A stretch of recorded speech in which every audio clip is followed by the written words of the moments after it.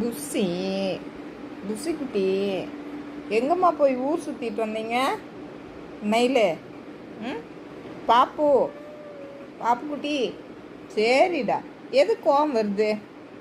வாழை எதுக்கு இப்படி ஆட்டுறீங்க? ம், வர் கோவம் வந்ததுன்னா வாழை ஆட்டணுமா? எங்கேயோ போய் வண்டி மையெல்லாம் ஆக்கி வச்சுட்டு வந்திருக்கலாம். தலை பூரா பாருங்க காயந்தான்.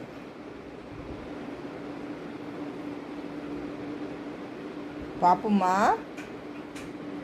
தங்கமே இல்லை.